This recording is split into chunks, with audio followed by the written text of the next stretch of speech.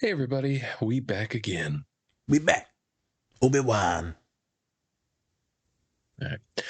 I'm Spencer, and of course we have our licensed clinical therapist, Naz. Dr. Force Nas. He's very sick today, so don't mind the even more dumbness than you usually get. I'm a little loopy. Little fruity, too.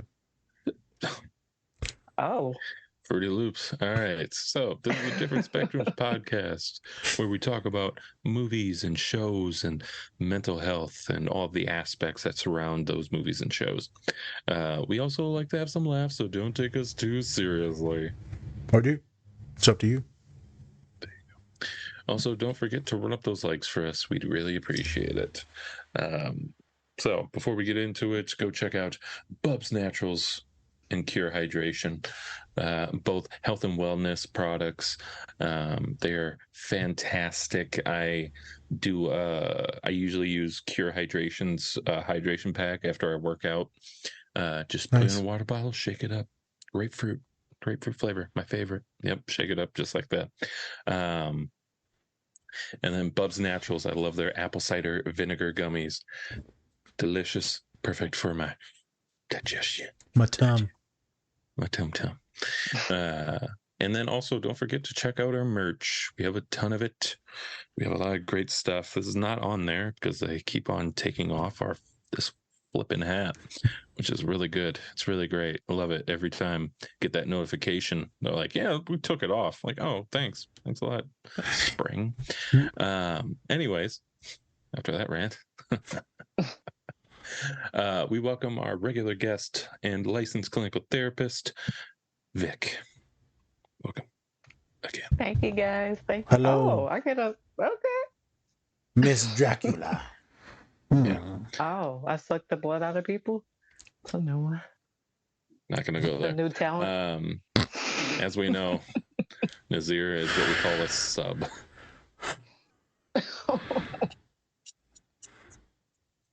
I'm making a lot of faces, people. I take the pain. So, speaking of Dracula, we are going to be checking out the film Renfield, starring the great Nicolas Cage as Dracula. Yeah, and then we're going to be talking about manipulation, narcissistic personality disorder, and we're going to just be talking about our own personal stories. And then we're also going to be breaking down the symptoms of narcissistic personality disorder. So we're going to be having a lot of great things happening today. Nazir, anything before we get into the clips? Yeah, let's check out the clips. Then we're gonna come back. Yeah. Break down this personality disorder because everyone's got questions. What is it? Or my partner's got this or they got that. So we want to give some finite stuff, and we're gonna go over that with Spence here. And then for some of the folks, these scenes aren't triggering, but the conversation could be triggering if you're currently going through like domestic abuse or emotional manipulation and stuff like that. Maybe this could be really healthy and psychoeducational. If you find that you're in these type of relationships, though, I maybe wouldn't watch this podcast like while you're around that person. This would be something you would watch on your own time. So be cautious with that. Obviously, this is going to be some funny stuff we're going to talk today, so don't take us too seriously on everything. But know that there's a lot of good stuff we're going to deliver today. All right. Last thing, shout out to a bunch of the guests that we've had in the podcast. We've got a few more that are coming up. So when this airs, we would have been through like already 5 or 6, and then we're going to start to have some more come back, and we're updating things, and we're starting to work with some professional sports teams now. So it's getting really exciting on the podcast. We appreciate everyone's love, support, and we've been seeing a lot of people buy the supplements, and so that's really awesome. We've been seeing people buy the merchandise. So really excited. Thank you, folks. Let's get into the scene. Whoop whoop. Whoop whoop. Ooh, ooh. Shot it. Hey everyone, before we get into the show, please check out our collaborator, Bub's Naturals. They sell a variety of health and wellness products, including collagen peptides, MCT oil powder, coffee, apple cider vinegar gummies, and other amazing products. Go to bubsnaturals.com and use our code DSP20 to get 20% off your entire order. I just ordered their apple cider and vinegar gummies, and I'm excited to try them. If you are looking for a high-quality, all-natural health and wellness product, Bubs Naturals is a great option. The company offers a wide variety of items that are designed to improve overall health and well-being. So go check them out, and remember to use our code DSP20 when you check out. And with that, let's get into the show.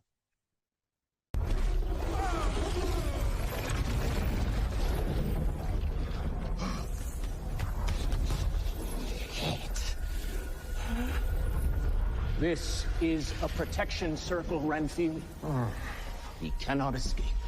Let us rid this world of his evil, and you can finally be free. Free? The moment I'm gone, they will lock you away for what you've done for me. I am your only salvation. I am your only friend. I am the only one who cares for you. I actually remember thinking, he really, really means it this time.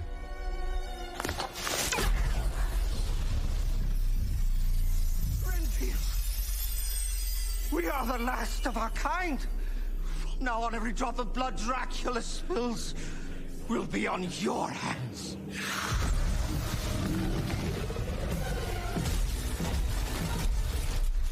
Fuck! I was not expecting that. Please, come in. Close the door. Shit.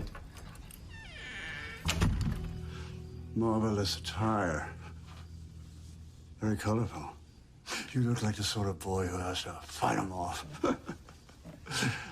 So, I suppose that's a no as to you bringing me my dinner tonight? No. No. No? No. Not a no. No, not no. Yes. Big yes to dinner. Ooh. A feast, a full feast, Master. In fact, I'm so glad you're here. I was actually, I was on my way to see you. Oh, you were on your way. Yes, but I had, too many bodies. Oh, you have bodies. Huh? Yeah, too many. Well, so many bodies that I couldn't carry them all. You should have seen it. The problem is my back has really been playing up. Anyway, the plan is to rent a U-Haul, and that way I'll be able to get all the bodies. You know what? It's so silly, but you don't have to worry. And I won't bother you with my problems. No. Please. Tell me all about your problems. Tell me all about the gun-wielding criminals who came after you for killing the men because you were protecting so-called innocent people. I'm sorry. I'm sorry, Master. I never meant to hurt you. Hurt me? Are you actually suggesting that anything you could do would hurt me? No, Master. I'm sorry. I didn't mean that. No, it's all right. It's Really? all right. No, let me explain something to you, okay? I was wrong about you. I should have realized what you were capable of when you were so eager to join me. I don't think I was eager. I think that you caught me at a low moment and you maybe manipulated me. No. I used my power for a lot of things, but I didn't need to use it on you. You were a lawyer who wanted to get rich off a real estate deal. You're the one who used me. You used my power because you're a husk. An empty void that nothing can fill. The only thing that gave your life any meaning was my power. The power you used to bring me victims while you pretended to be one yourself.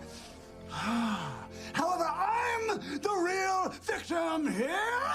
I'm the one you swore to protect. And you abandoned me! That's not true. Just like you abandoned your wife and your daughter. That's not... I didn't abandon them. Look into your own eyes, Renfield. You're the monster, Renfield, not me. It's you. No. No. That's enough. That's enough.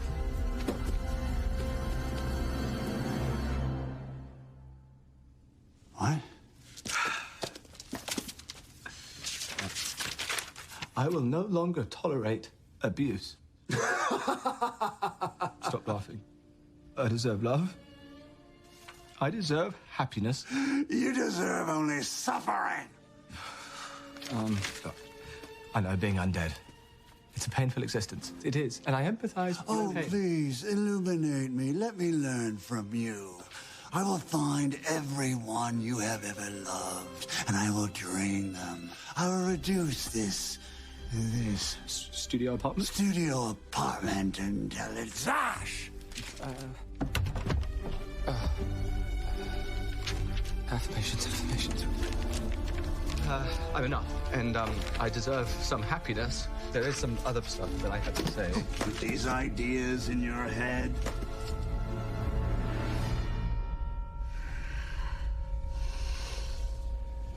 of course.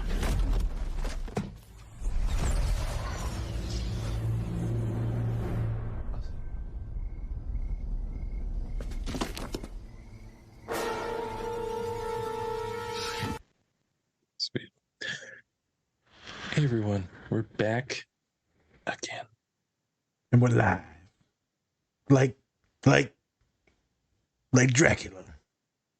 He lied. He's technically dead, but we're live.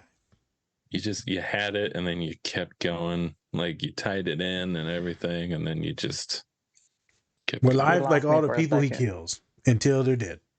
And you keep on going. I'm Okay, done. well, with that, I am gonna get into it. So, a little bit of backstory. Renfield is about Dracula's familiar.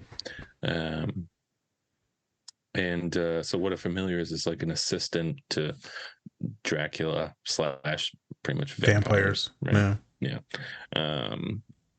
I definitely got it from What We Do in the Shadows, to the good show on FX. And so we follow more his familiar and what he's going through, and we see that he has some stuff. He has some stuff. So he pretty much left his family to be Dracula's familiar, and has lived for a very long time. And so we kind of see the relationship that him and Dracula have, which is more all about manipulation and Dracula being his narcissistic self and things like that. So that's kind of the backstory. I would say the first scene is all about where Dracula actually does show that manipulation for Renfield. Kind of just asking, he's stuck in this circle, right? And he's literally about to die. And then we see Renfield intervene because he's like, oh, he's changed this time. He's changed. Oh, he loves me. He's not gonna be a piece of shit to me anymore. No, he will be. He's not going to cheat on me and then beat me later. Sorry. Oh, I was trying to avoid that, and then you just went for it. Damn. All right, and then so Renfield breaks the circle, and then Dracula obviously does his thing and murders everybody. Yeah. Yeah. Good times. It's intense. Yeah. Yeah. Rock and roll. I feel better. All right.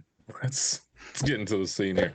So, what were your I don't want to deal with words. What were your first thoughts?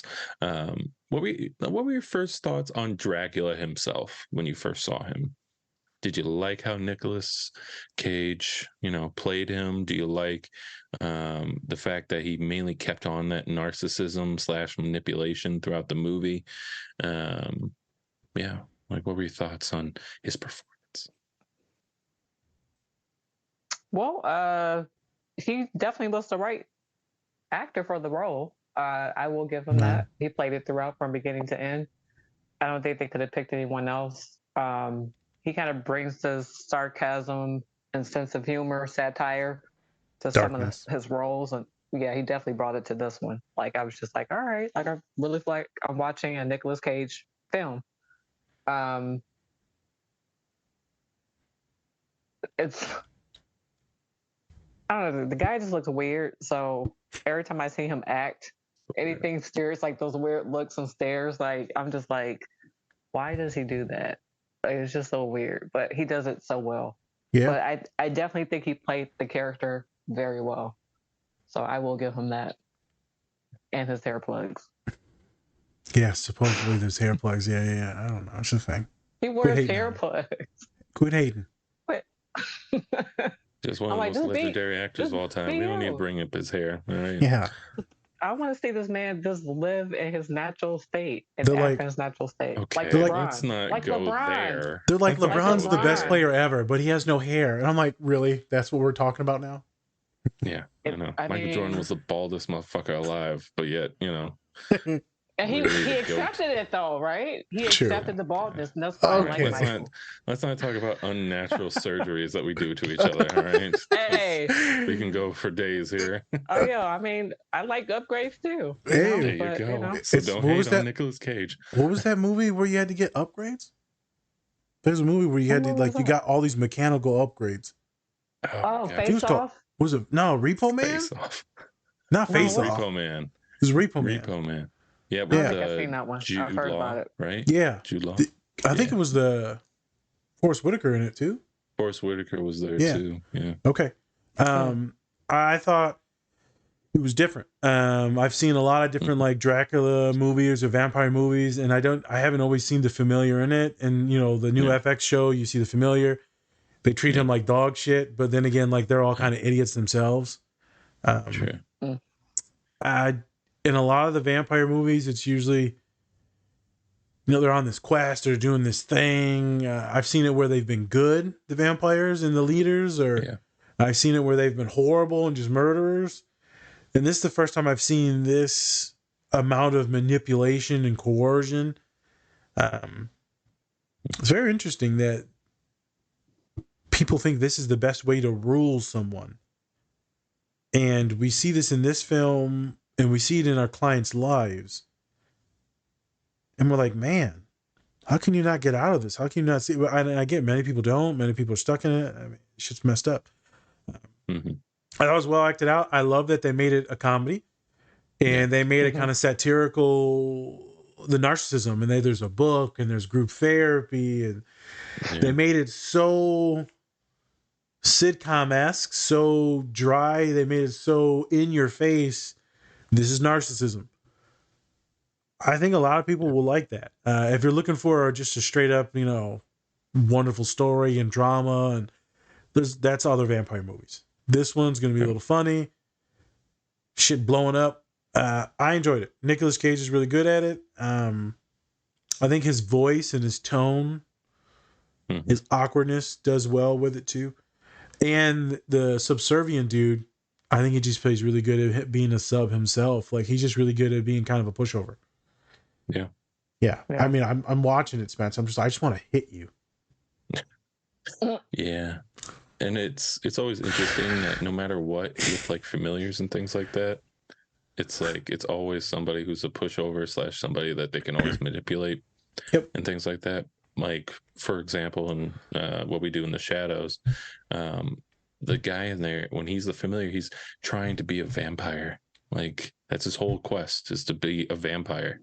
And he's like, well, if I work hard enough, they'll let me be a vampire.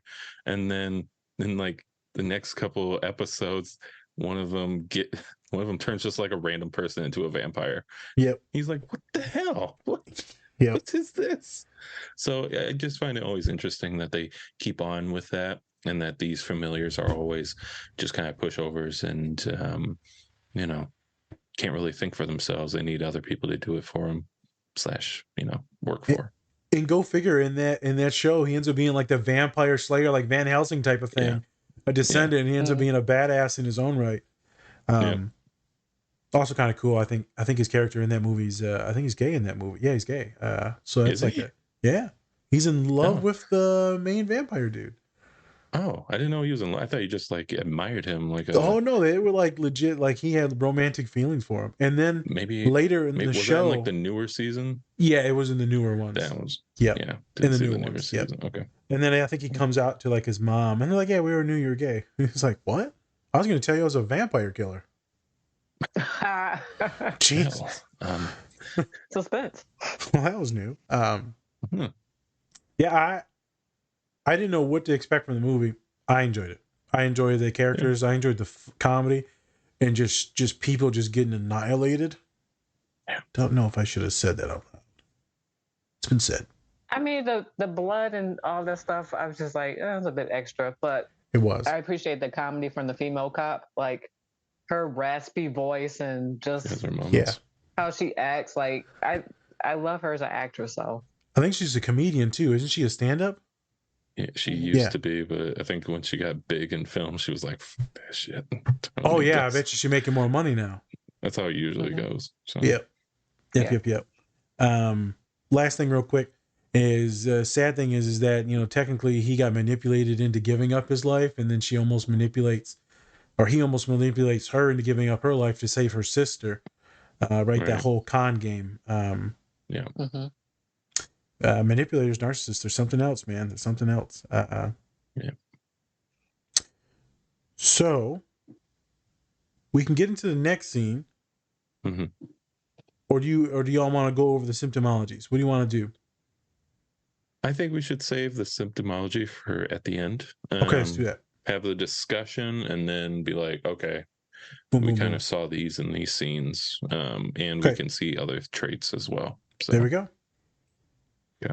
So next scene is all about Dracula fully manipulating / really trying to talk down Renfield, because Renfield at this point started getting his own apartment, started living his own life instead of just working for Dracula. And so Dracula finds this out and then goes to his apartment and confronts him about it, right? And obviously throughout the whole movie we see that Dracula only has Renfield, doesn't have anybody else at that moment, and then we see him kind of being like, hey, you're the monster, Renfield, not me. You're the one, even though it's like just saw you like destroy people. Destroy, not even murder, just destroy. He was drinking a martini glass full of blood and eyeballs. Yeah, that's house. Yeah. Right. But it was classy. It was classy. All right. There's a difference. He may be a monster, but he's a classy monster. Right? Pinky out. Yeah. So, and then throughout this whole time, Renfield has been seeing a therapy group or a support group that has to deal with, I want to say like abusive. I think it's just a narcissist support group. Is it just narcissism? Okay. I think so. Yeah. Okay. All right. So then, he has this group talking about, narcissism, and he's been able to actually listen to their stories and then feed Dracula their person that's being, narcissistic or abusive. Forgot about that. Or abusive. Whatever. Yep. Yeah. And so now Dracula finds out about the support group, and we don't see it, but he murders them all. I'm not even gonna not spoil it. He murders them all.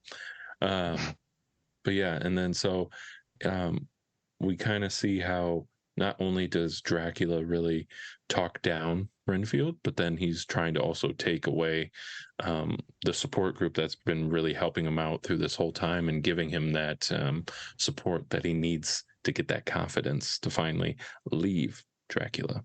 So, Yep, very interesting scene. Good scene. it is. Nas, why'd you pick this movie / scenes? So tying in the first and the second scene, it's well played out. Like we were saying, Yes. it's so in your face, the narcissism, the manipulation. I think this specific scene, the first one, you can see him gassing him up, gaslighting him. Don't do what they said, man. I love you. Well, I'm the only friend. So not only is he affirming that he loves him, that he cares for him, but then he's also isolating him from anyone else. Everyone's going to hate you after this. I am the only person that can protect you. I am the only one that makes you powerful. So you affirm them and then you isolate them. So it's just I, me, my. So you block out everyone else. So as soon as they want to run, there's nowhere to run to. In the second scene, you see it even more. You see him strategically manipulate and put all these, I'm moving my hands, people, to like show boundaries. You see him putting up all these speed bumps and roadblocks, right, to where you can't function without that support of that narcissist. He's really good at it. Yeah, he wouldn't just be a narcissist. He would be a sociopath. So he has the antisocial personality disorder. But I didn't want to get into that in this podcast because it'd take too long. But not caring of his partner, not caring of anyone else, the grandiosity, just no empathy, no lack of remorse, no just caring. It's just I, me, my. So he has both of those, narcissistic and antisocial, aka psychopath, sociopath. And now that he wants to become the ruler of the world, now we're talking about a megalomaniac, which is a different word, which is this unlimited power. I didn't even know what that word is until this economist said it about a certain individual. And I'm like, that's a nice word. That's a nice megalomaniac. And it's just well done, and it's funny. And so I figured we would do this to educate people, right? This is all about scenes, giving people visuals. If you at all watch this movie or these scenes, and you relate to any of these scenes, or you relate to what the people are saying in group therapy, you need to have some questions. Those of you that watch basketball, I'm not sure if y'all do. There's that Brian Windhorst last year when there was a trade for Utah, and he goes, What does that mean? Someone's getting traded.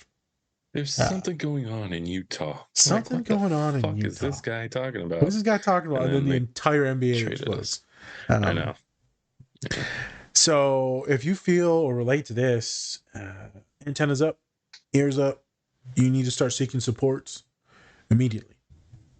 So that's what I'm doing in this scene. You relate to this, we need to start seeking supports immediately.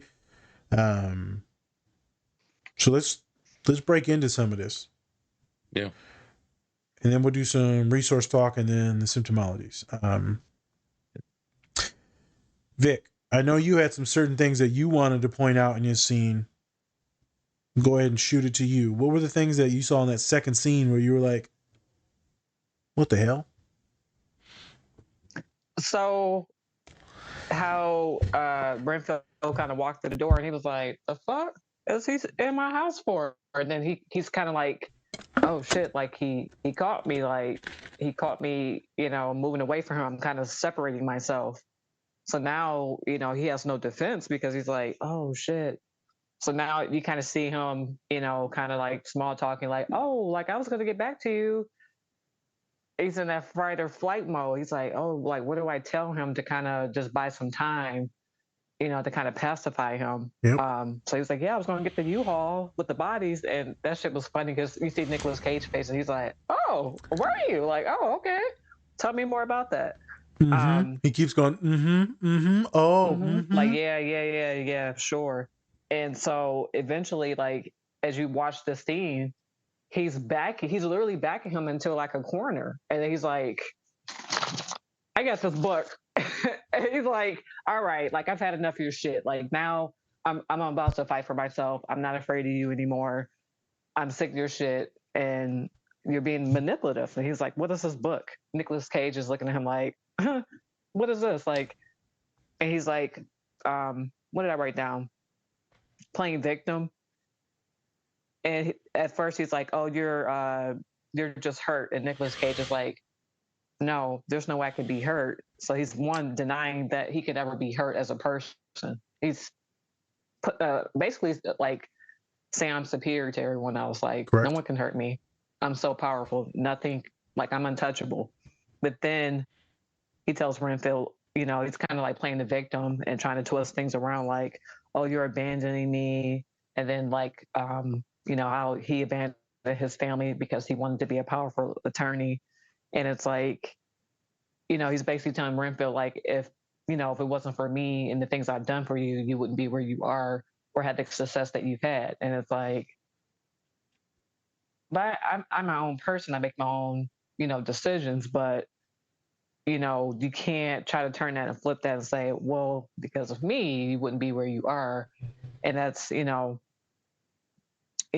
I think what stood out the most to me in that scene was him saying, after Renfield said, I deserve happiness, he was like, you deserve suffering.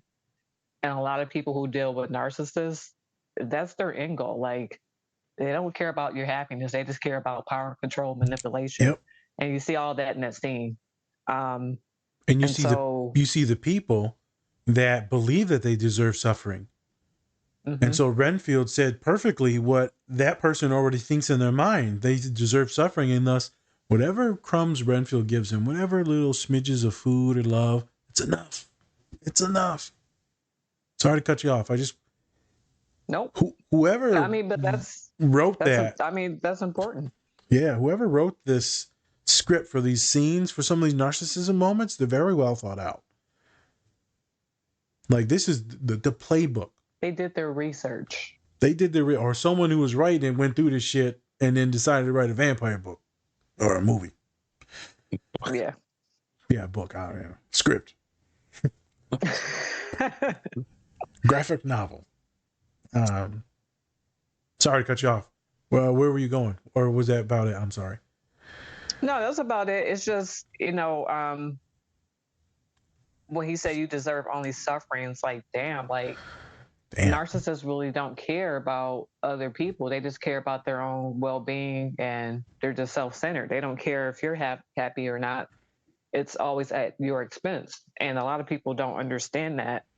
A lot of people who are going through it, they don't see it until it's brought to light or it's mentioned through a third party, like, hey, I kind of noticed this. This is sus. I have personal experience with dealing with a narcissist, and it's like, as a therapist, I didn't even see it until it was kind of brought to my attention. I start evaluating, doing some reflection. I'm like, fuck, how did I let this happen to me? Like, how could I have been so stupid?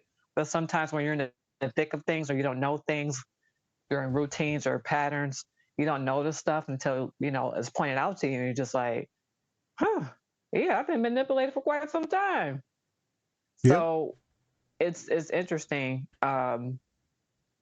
Dealing with narcissists is, I have people come to me. I have other women come to me that are like, I want to get divorced, or I'm trying to figure out how to get out of this relationship with my kids. And they're looking at me as a support. And I'm like, I'm not like the saint. Like, I don't understand why people are gravitating to me. And I guess my experience are just like, correct. Well, you've been through it and you've gotten through it. How can I do it? And I'm just like, I didn't think I was going to be like this martyr for people or other women that are going through things that I've been through. But because people see that you did it, and so if you did it, then maybe they can use you as a consult. So there's a lot of consulting. So you'd have to be very careful and not supporting, because it could be overwhelming to just consult, and then you're like, hey homie, I don't have the bandwidth, but then you're going to feel like a shitty person, and it could ruin some relationships. But that's when you have to send them to the places where they need to go. So I had this conversation yesterday with someone where I used to live. The individual, her significant other, has software put on her phone. She's had multiple phones. I told her, I said, you would have to call me and we would have to meet up somewhere. I don't even know if he has access to hear the conversation. True. That is how intense this situation for her is. And I'm just like, I'm trying to get creative. Like, fuck, how can I? Yeah, you got to be careful with that. This person. You got to be careful, because, you know, they could pop off and get mad at you now. So this is what we're talking about. You would be the group support.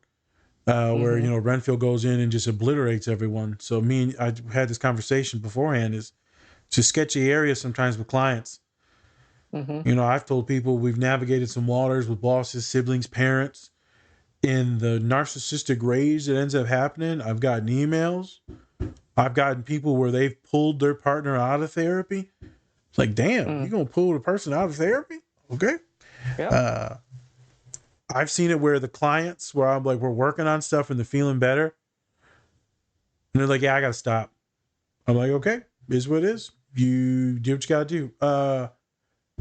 In Shrinking, the episode that we did with Lakeith Spence, the young lady that was getting abused and, she puts on a show like she broke up with her boyfriend, but she ends up not telling the therapist and just staying with him. And then at the end, she ends up killing him. But you have it where clients they're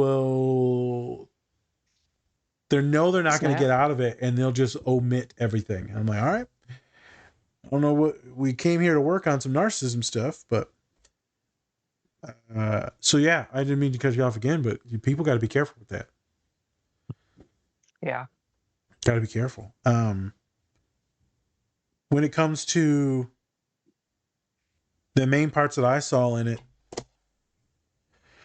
is, like you talked about, is the shame and the guilt. I did this for you. I did this for you. I did this for you. So now it shows that he or that person owns you. That professor, that advisor, that job, they own you. Even Spence, right? How the bosses were talking to you at the previous one. We get you doing this, this, and this. We own you. You have to do this. No, you don't own me. So it's the shame and the guilt that people will use.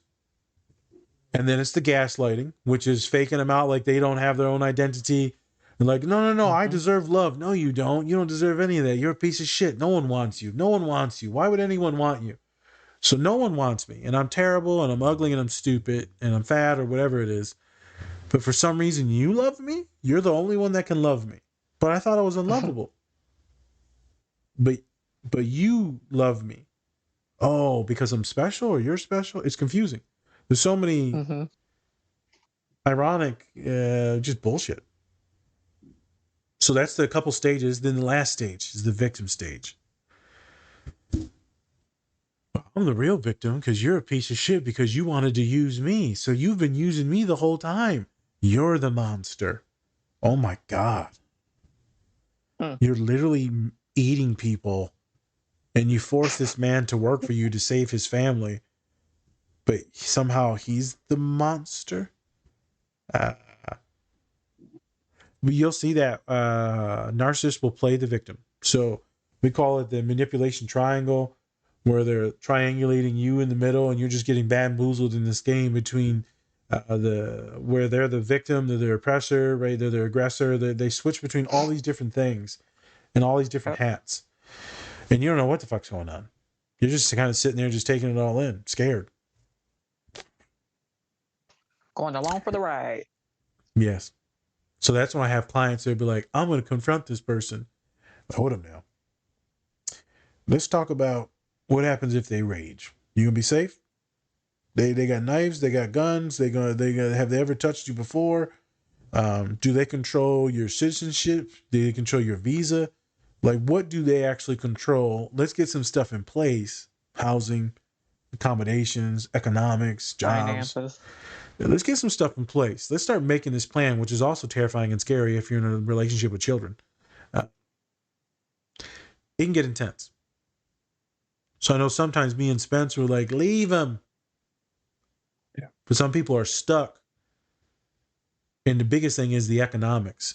For a lot of people, especially my students, is they can't just quit, because if they quit, then they have to leave the country. And then you can't come back to the country for a certain amount of time. So they got you by the life strings. Let me use appropriate words. Yeah, I was thinking something else with the C word, but you know. Mm-hmm. They got you by the stuff.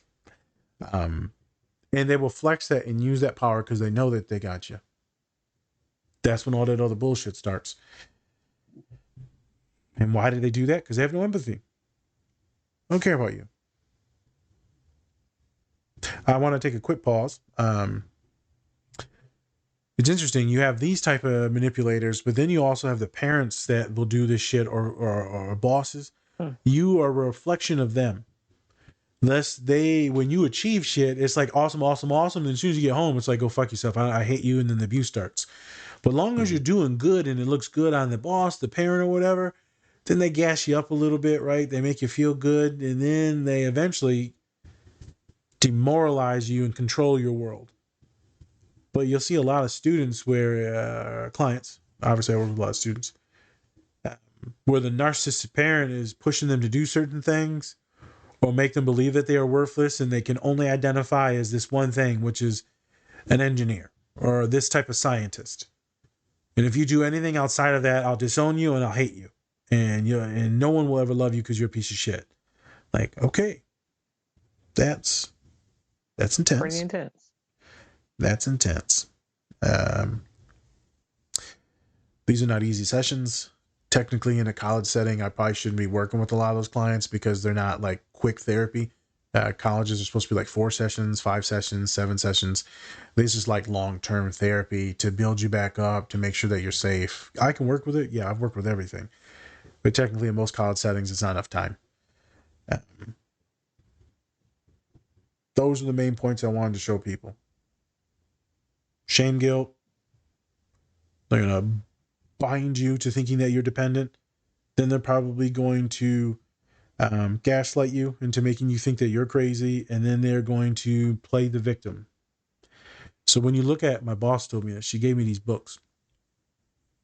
One was called The Sociopath Next Door. Highly recommend to read that. You'll read a bunch of case studies about people that, you think sociopaths is just like murderers and serial killers, Jeffrey Dahmer.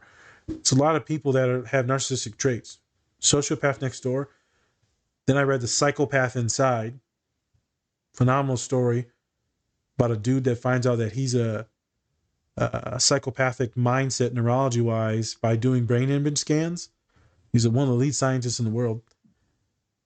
He's doing scans on these murderers and serial killers, and then he ends up finding his name that got lumped into the group. And he said, oh, what the hell is this doing there? And then he said, oh, shit. I have psychopathic tendencies in my mind. In neurology. It's interesting. Those are interesting books. If you're looking to work with these things, I would recommend Disarming the Narcissist, or the book called Living with a Narcissist. Or the book that's for borderline/narcissist, which is Walking on Eggshells. Now, if you relate to walking on eggshells, if you immediately relate to that, sus. If you're like, when I walk inside this house and I don't have everything perfect, my partner's going to snap and blow the fuck up on me. I'm worried about abuse, or if, and it's different from like the show me and Spence just talked about, F is for family. That's not narcissistic rage. That's like depression, alcoholism, and trauma. Narcissistic rage is when you're demeaning and belittling someone, and you gain ownership of them. He doesn't treat his wife like that, but technically the dude in that treats his kids like that. No, sometimes you gotta put them through a fucking wall. I actually used that in therapy the other day. Did you? Yeah. Well, and I didn't say that to a kid, but I said, your dad kind of did you like this character we just watched for the podcast. He said, what you mean? I said, he said, I'm going to put you through a fucking wall. The dad, there ain't no wall outside. I'm going to build one. I'm going to put you through it. She's like, yep. That kind of sounds like Pops. And I was like, that's not good. Mm-hmm. That's not good. So it's interesting, me and Spence, we do these scenes. Mm-hmm. Some people relate to these scenes, bro. Scary that they related to that one. A little bit, yeah. A little bit.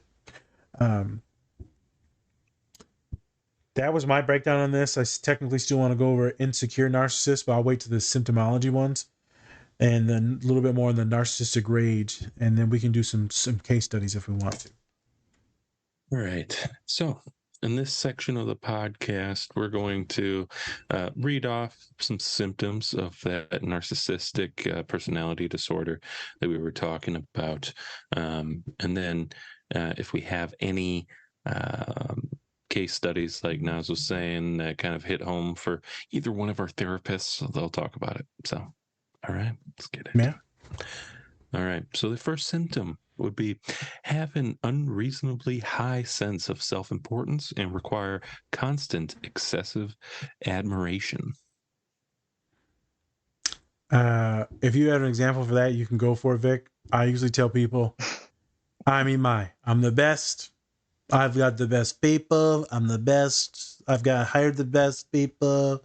You know, I'm number one, undefeated. I won everything. Right. I make jokes there, but if you see people that are just, I'm the baddest shit on earth, and you better tell me that I'm the baddest shit on earth. Right. Specifically, you best tell me that I'm the boss. Yeah, I can relate to the first one. Our previous significant other will always boast, I'm a so-and-so. It's like, we know that. Everyone doesn't need to know what you do for a living. We know what you do. And I think for me, a triggering point was when I went to my first consult with U of M, I catalog, and said individual was like, I've been up for 16 hours and I'm a da da da da. And it's like, sir, we're not here for you. Like, we're here for a consult for me, but you're making this about you. So I can identify with being around a narcissist that has this unreasonably high sense of self and importance, and I do this, me. And it's like, we get it, you're successful, but we don't need to hear about it all the time, type thing. And there's a significant serious illness that's in the room right now that we're talking about, which has nothing to do with you and possible sleep issues. There's a lack of empathy in the statements that they make. And this isn't like, oh, that person hurt my feelings. No, this is like a serious issue. And if someone's being disrespectful, right, the narcissism comes out. How dare you take time away from me? Do you understand that my sleep and what I do is everything? Do you understand who I am? It's like, chill out now. Like, Spence knows I'm winding up. No, I'll stab you now. There it is. It was like I could have came to this shit by myself because I ain't getting no support. Yeah. And once again, we do not condone any stabbing. We do not. On we the don't. Different Spectrums podcast. We do not. So anything that he has to talk about stabbing, it's a joke. Yeah. Yes. All right. Just in case they want to read back that transcript. Yeah. You don't get the context. It's like, well, yeah. Right. We explained it. All right. So we're starting off hot there. Next one. They feel that they deserve privileges and special treatment. I have some humans that are just so self-involved and inflated, even clients. Like, I deserve this. I deserve everything. The school should do what I said. They should just bend over for me and do this. I'm like, bro, you ain't showed up to class, dog. Like, I shouldn't have to do this and that. Like, you gotta pay your tuition, bro. Like, I'll help you figure out the money, but like, you still gotta pay tuition. Or when some of my students go, do you know who my daddy is? No, your daddy is, boy, get out of here. I barely know mine. What the fuck? Yeah. It's this self-entitlement without actually having the credentials to have any of the entitlement. So now we're talking about different things, but deserving privileges, I see it a lot in people, especially more fluent, higher socioeconomic status. There's a little bit more narcissism in some of those clients. Right. That's my piece for that one. Okay. Yep.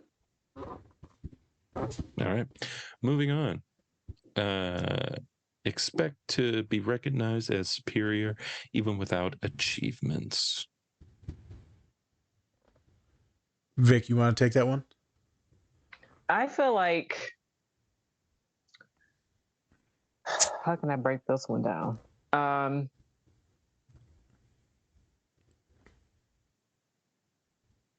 I can't really relate that one to the individual that I brought up. No. Because they have achievements. But maybe it could be like a coworker or a friend or a relative or someone that they just feel like I had this. You're supposed to just. Oh, I got an example. My mom. You're supposed to just do whatever I say because I'm mom, whether I disrespect you or not, or like the things you do or whatever. Like I'm mom, so I can mistreat you, treat you any kind of way, talk to you any kind of way, but I'm entitled because I had that title of mom, right? So some people might be able to relate to that. I've worked with a lot of people, clients that are like, well, it's my mom, or oh, it's my dad. So because they have that title, I'm supposed to deal with them. And it's like, and not if it's gonna come at the price of your sanity. No, correct. A lot of people have a tough time dealing with that. The achievement, instead of achievement with family members, it would more be like they expect to be recognized as superior, or like the one, or the shot caller, or the overall godly love, but without any of the actual love and empathy, without actually any of the kindness, without actually any of the support. So you expect me to treat you one way, and yet all you do is demean me, dehumanize me. And let's say my neurodivergent clients, all you do is take away all my supports, and then you make fun of me about it. The way I act, talk, clothing, on how I need to be, out of certain spaces at a certain time, all you do is demean me. How do you expect me to show you that gratitude? So parents, it can be very difficult. I would say you see it in the workplace where people want to be acknowledged, Spence, and they, I'm the best and this and that. I'm like, do you even code and work? Like, you be late every day. Like, like I literally just heard you just steal Karen's like shit. Like, you didn't even try and make up your own thing. You just said what she said. But like, I put my spin on it. No. So you'll see that a lot in the workplace where people will want to be acknowledged without any of it. It's pretty gross. That one, it's gross, and you see it at work a lot. You're just like, I want to swear, but I'm trying to keep it clean. Like, the dog, you are trash. Everyone knows you are trash. Yes, and there goes that narcissism. They don't know it. No, they think they're the best. There you go. All right, moving on. They make achievements and talents seem bigger than they are. So that kind of plays into the last one a little bit. Moving on to the next one. Yep. They like to be preoccupied with fantasies about success, power, brilliance, beauty, or the perfect mate. Weird way to phrase that, but fair enough. Renfield. Yeah. Renfield. Spence, I think if me and you, all the movies we watch, like almost any villain that you think of. Yeah, pretty much. They don't really have it's mainly on the success and power. Beauty, I would say that'd be more like a lot more women on that part. The more of the villains and the women and stuff like that. Yep. Don't get me wrong. I think especially when you talk about like bodybuilders or something like that, right? You can talk about like Arnold Schwarzenegger, right? Like, he's trying to get bigger and bigger, and be more successful with that. But that's a whole different thing. Yep. But yeah, definitely seeing a lot in villains. Yeah, you see a lot of these different villains are usually narcissistic and antisocial. Yeah. Good majority of the time there's some trauma that pushed them into that. Unless it's like cult leaders and stuff like that. Cult leaders, they try to make it so that they're way more social in a way. Now also they are also seen as like, above all and above everyone else and things like that. So they're still narcissistic, but the cult leaders are so savvy. They're called wooers, and they can woo you off your feet. So I remember, this is a good one. There's this study, these questions that you give. It's called the MMPI, and they did it. And it's one of my boys I was working with. And they did it to him, right? And it showed that he had sociopathic tendencies, Spence. And one of the interns, we were having a case conference, and the interns were like, oh, yeah, I saw that person in the hallway. They were so nice. And I even think he was hitting on me. I was like, yeah, that's my boy. That's my client. And my boss was like, yeah, he's just straight up sociopath that's beating his girlfriend. And she was like, oh my God. My boss is like, yeah, you need to get better at like figuring out who are the wooers. Yeah. Spencer, remember Charisma. one time, who's ma? Charisma. Like they Charisma. just naturally Charismatic. Yeah. That's the word. Yeah, charismatic. Spence, there was a individual that, right, we brought it up in a couple podcasts ago that got kind of mad that, you know, me and you were hanging out and eating and stuff like that, right? This human said that there were some sociopathic tendencies in that individual. And people know a lot of my clients at the small schools, right? They're around. I'm around everywhere. I'm in the weight pit and all that. But I mean, if you're an unhealthy individual, there has to be extreme boundaries because you are an unhealthy individual. Small campus, right? I'm everywhere. You're in the cafeteria, you sit down, you end up being 3 people that sit next to you. It's a small campus. But yeah, so you've seen them. And we've all seen them in our lives. But Spence had one interaction with one, obviously. That was just a student that I knew, not that I was doing therapy. Did not like him. Yeah, it was intense. It was intense. What's the next one? So the next one would be believe they are superior to others and can only spend time with or be understood by equally special people. Special. I'll put that in quotations. Special. Yeah. So I feel like that would go right back into like higher social economic status. Like you're only socializing with people that are equally playing field, if not better, or, you know, like, oh well, we don't talk to those peasants. You know, you can only talk to certain people. Yeah. I also believe, though, that, like, I feel like if you're at this level, you can't really see anybody else, like, above you. And even if you do, you're going to make something up to yourself or find something out about them that makes them seem lower than you in some type of way. Right? No, that's the thing. Narcissists will always see themselves as the best in the room, the smartest, the prettiest, the richest. Or they'll make up a reason. So synthetically, let's use the word synthetic. They'll synthesize something to make sure that, like Spence said, they're on top. Even if the reality is that they're not. What this is getting at is that they're going to do their best to be around people that are well-to-do. They're not going to do anything unless it's going to help their status. That's it. So even like your social media people, or like your celebrities and stuff like that, there's a lot of the schmoozing of people that are higher up there instead of like normies. Some interesting things. You got to be around the best. Anything less, like you said, they're peasants. They're commoners. And these are people that are, when you see them in their like social groups when they're talking, they're like the person that has to be the center of attention. You know, they're telling their stories about how they did this or did that, and, you know, this grandiosity, like, oh, I did this, and they're putting themselves on this pedestal. The people that one up you when you're having a conversation. Oh my God! You know what? I ate a cheeseburger yesterday. Well, shit, I ate 2 cheeseburgers yesterday. Hey, dog, it's not a competition, dog. Like, I could have ate 7 of them, motherfucker. You see, I'm 350 pounds.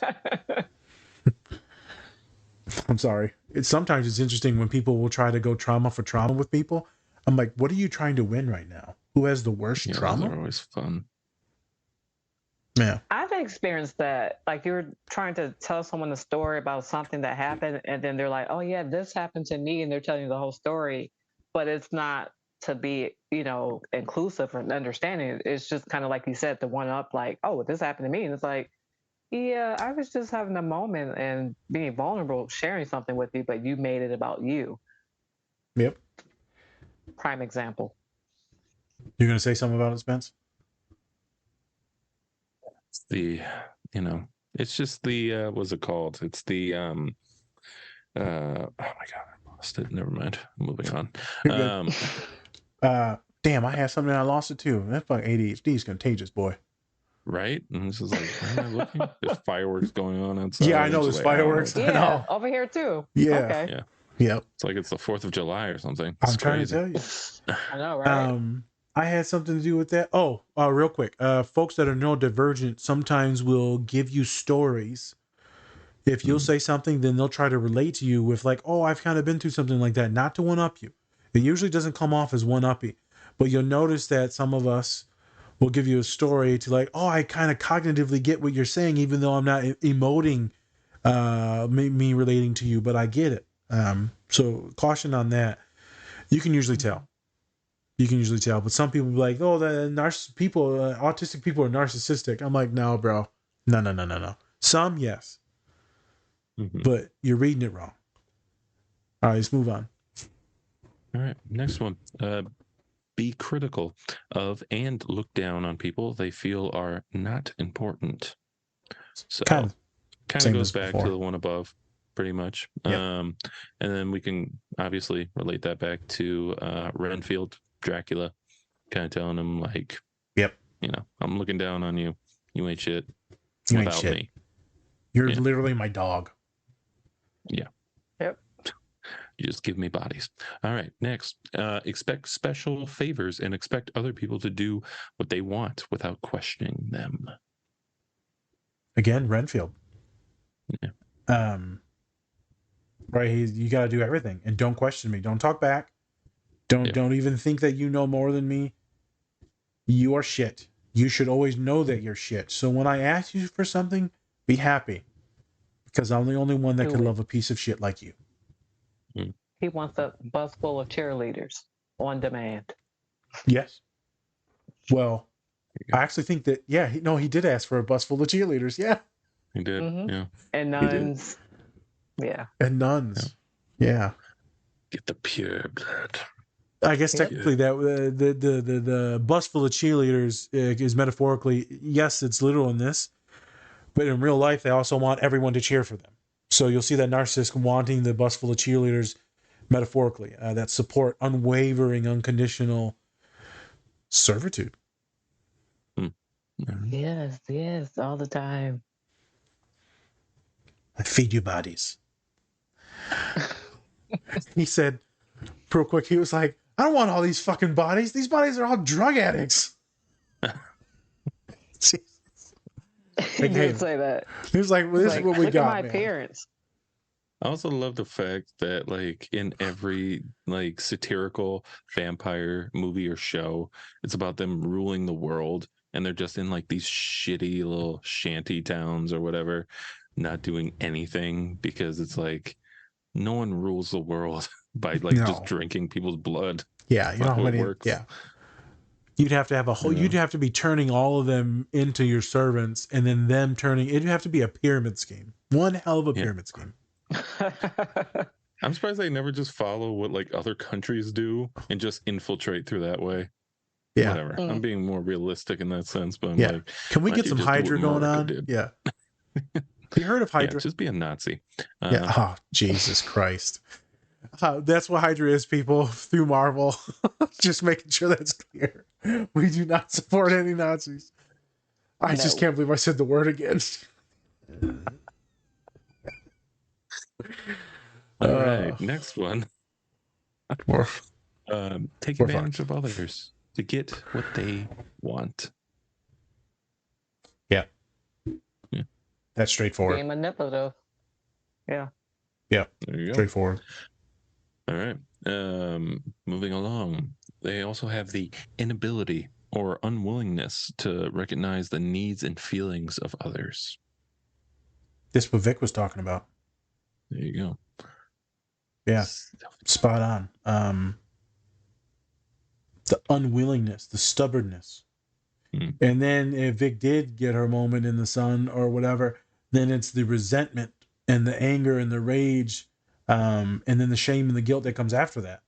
I did this for you. I went to your doctor's appointment, so I'm going to need you to do everything for the next like 6 months. You bitch. Oh, you have to go to treatment. Oh, I'm not going to take you. And take care of the kids. And I'm just going to go play video games. The saddest thing about that whole situation, I took the youngest with me to my appointment, and it took him about a week before he followed up and said, hey, how did that appointment go? There you go. Yep. Sus. Sus. Very sus. That's someone's completely checked out, completely self-involved.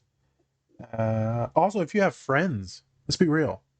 If you have friends that don't like check in, like, hey dog, like, how's the interviews going, or how's the job, or like, how's your sister doing? Because I know she's struggling. Or if you don't like check in about random things, and like, are they your actual friend, or that's just I swear, that's just a person you know.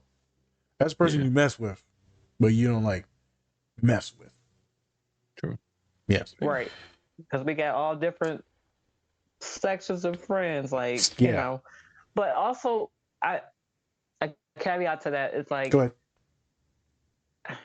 And I said this to a couple friends. I was like, hey, I really feel like I've been a shitty friend. I've been like checking in with you to see if you're okay. And they're like, no, I get it. Like, you're busy and I haven't done the same. And it's like, no, I just want to make sure that I'm letting you know I could have been doing a better job of checking in despite, my life and things I got going on. Like, I'm still at the end of the day your friend. So at least having that open communication with your friends, if you have been kind of AWOL, just check in and have that open dialogue. Like, hey, sorry, I've been MIA. I've had so much shit going. Or, I mean, there's stuff that's going on in my friend's life that I didn't even know about today told me. And I'm like, fuck, that's intense. Like, I'm sorry, I'm just now finding out about that. So you never know what people are going through. But check in with your friends. Like, check in every couple of months. Like, hey, bro, you good? You good? Can you talk about anything? You good? You still can't walk? Nope, you still can't walk. Sorry, Spence. And that's where we move on. Don't say anything else. Don't want to hear it. He's like, fuck you. Nope. Idiot. Be envious of others and believe others envy them. So again, this is kind of what Spence was talking about a few back. Like, you're only hanging around people that are like super high class, but then you kind of like synthetically like deem them to be pieces of shit, but you're also like envious of what they are, what their status is. So like, let's say you're the vice president of this company, then you're going to be completely envious of the CEO or the president or the board of directors. Like, you're always going to be reaching for more, which is quite awesome, but you're always mad at them and then you villainize them. But then somehow you also make it to where they suck, and it should be you, the rightful king of, what's it called? Lion King. Where do they live in Lion King? The rightful king of. Don't ask me. My memory is terrible. I can't remember. What is it? What is the Zamunda? Whatever it is in Lion King. That sounds like it. No, it was from Coming to America. Yeah, don't say that. That's right. Coming to America. Not right. It's not right at all. Zamunda. That was not right at all. Oh, whatever. All right. Fireworks getting everyone distracted.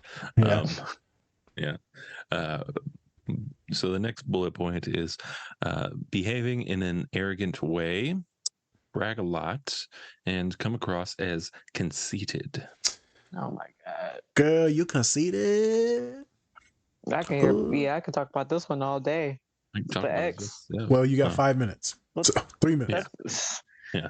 Not 5 minutes. That's all he would ever do is brag about his accomplishments. I did this, I did that. They act like they know everything. It's like they don't know everything. Yep. Yeah, those are those types. It's the knowing everything. It's the, again, I, me, my. I'm the baddest. I'm the best. I'm the name brand, motherfucker. You off brand. Yeah. I'm Nike. Shaq. Oh, yeah. So, yeah, this X I'm talking about, I went to Michigan State. I went to U of M. You went to Western. You finished second team All-American. It's like, bitch, don't talk about my accolades. Like, I worked hard for that shit. You finished second team All-American. Like that. Motherfucker, can you even walk down the block? Exactly. Walk down the block. Like, damn. Motherfucker, I saw you breathing hard, carrying a stroller, dog. You recognize now. Let me stop. Whenever I get into like stuttering, I'm getting ready to say some violent stuff. I know. Real quick. Side quest. This first side quest of today. We are in the meetings, Zoom meetings at work. There's 30 of us in there. And while they were trickling in, they were like, Nas, you want to lead us in a meditation? Shit, I'll do it. I ain't no punk. And so I said, just to let you know, when I do the meditation, just to let you know, I'm going to end it with, so today, folks, now when you go about your day, remember, choose violence. Oh My God. boss about shit his pants. He said, well, moving on. Moving on. What an ass. Everyone just literally jaw just dropped. I'm like, okay, so not everyone vibes with my meditation, Not everyone has the sense to stab someone. Self humor. Yeah, conceited. Not like so. me. Not like me. Yeah. Also, really good narcissist. Homeboy from Training Day. Yeah. Mm. Yeah, Denzel. Denzel, yeah. He was. If it wasn't for me, you'd be so playing basketball in fucking, what was it? Pelican Bay. Pelican. Yeah, Pelican Bay. You Yeah. motherfuckers do this to me? Yeah. Yeah, I'm throughout that King whole Kong. movie. I find it also, sidetrack. Go ahead. I found it also interesting that movie was happening in like 24 hours. Like, that's fucking crazy. How that. What do you there's mean? a lot They going shot on. it in 24 hours? Timeline Oh, is just one day. the timeline. Yeah, you're right. Yeah, it's literally one training day. Like, that's crazy. Yeah. Like, damn. That was wild. I actually need to go back and watch that. It's actually amazing still. Amazing. So. Yeah. Another side quest on the side quest from the side quest. I seen that they're doing the Equalizer 3 or 4 with Dakota Fanning or whatever. It's coming out. They start shooting. What is? It'll be 4, right? 4? Where's the 3? I don't know. Or maybe it's not Equalizer. No, it's not Equalizer. It's him and Dakota or Denzel and Dakota are shooting another movie together. Wasn't it like Burning? She was in the first one. Burning Down or Burn Me Down. Man on Fire. Man on Fire. They're making a sequel to that? I don't know if they're making a sequel. I think they are, or is it just them two are just doing a movie together first time since those two? Because I hope it's not Man on Fire. Died. So you can't make a sequel. He died. Okay. I think he died in the movie. I think you're right. Yeah, he did. He gave himself up. He did. He real did. Last one. Oh shit. No, 2 more. Behave in an arrogant way. Brag a lot. Oh wait, I did do that one. Yeah. Oh, yeah. That was the last one. Math. Insist on having the best of everything. For instance, the best car or office. Yeah, that's pretty straightforward. Best of the best. Bigger, the baddest. This is where you get people that start getting into Ponzi schemes. And they start, this is a real narcissist. And you're like, oh, we're going to put them in white collar prison where, they get like 2 years in probation. Like, you realize you just stole like everyone's Medicare and Social Security. You can do yoga and have ice cream. So. Yeah. You're like, Johnny, slang some weed and now, But yeah, self-explanatory, dude. Self-explanatory. Best of everything. Yes. And you just get people that kind of already know. Yep. People stealing money. Baddest car, baddest house. You can't even afford the shit, but you gotta put on the look. Stunting. Yep. Yeah. So, reason why we wanted to really break this down was to kind of get a lot more of an explanation on what being a narcissist is. We did want to compare it to Renfield and Dracula, but we also wanted to kind of break it down and make sure that people really understood what was, coming out of everything. So we want to make sure that, you actually know what a narcissist is. Yep. And that if you're in that situation, you can kind of try to get yourself out of it in some type of way. So, yep. Yeah. Last thing is, folks, is Spence said it perfectly. You relate to it. There it is. Disarming the Narcissist, or it's called Handling the Narcissist, The Sociopath Next Door, The Psychopath Inside, Walking on Eggshells. All wonderful books that you should check out. You can get really cheap on Amazon, really cheap. I'm going to link some of them in the description. Be careful when you're reading these books. Be careful when you're listening to podcasts about narcissists, right? If you're on your own free time, okay. If you're in a sketchy relationship, be very cautious. Be careful on advice that you give people that are in abusive relationships like this too, right? Help them seek the right supports, because I don't want your body or entity to be hurt or them to roll up on your house. So good movie, funny movie, a lot of real life applications. I'm glad Spence was able to go over bullet by bullet, because people just don't understand. They think it's just like one thing, or it's a bunch of different things. And if you feel locked in and submitting to something unwillingly, or that peasant type of vibe, seek help, consult. I'm done, boss. Okay. Anything from you, Vic, before we get out of here? Like you guys kind of mentioned, if you are in those type of relationships, or if you're dealing with a narcissist, there's different types of abuse. Like Nas said, he'll be posting that information. Just, look through some of those things, because narcissists can manipulate you, whether that's through money, your children. I think you even mentioned like visas, and I know people who are dealing with that, who are in situations where they're trying to get out, and there's steps that you guys can take, especially those of you who have children, you're trying to find your way out. We'll post those resources so that you guys can kind of be prepared and, have the right supports and do it the right way, because we don't want anyone to get hurt. Yep. I got a bunch of links I'm going to post. Yeah, keep you guys safe. Like you said, if you can get these books or look at these resources, do it in a safe way. Do it when you can, and just kind of prepare. Yep. Stay safe. Thank you. Awesome. One thing before we leave, one of my favorite vampire movies. It's called Dracula in Harlem. It's with Eddie Murphy. I knew you were and going to John say that. Witherspoon. I knew you were going to say that. Fantastic. Yep. It's a fantastic movie. Yep. Flip flopping and shit. There's a scene in there. It's great.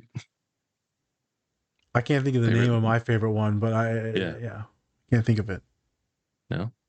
Come on. No, it's relatively new. It's got one of my favorite actors in it. I can't picture the face, but I remember. Is it just Dracula?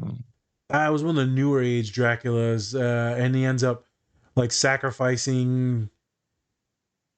I think his wife ends up getting hurt or something like that, and then he ends up having to turn her into a vampire to save her life, and it's a whole thing. Wasn't there one with like Keanu Reeves or Matt Damon or? Yeah, no, this is relatively new. A lot of people hated it, and I quite liked it. There's one with Johnny Depp that I liked. I think it was like something in the shadows. I think it was just In the Shadows. Okay.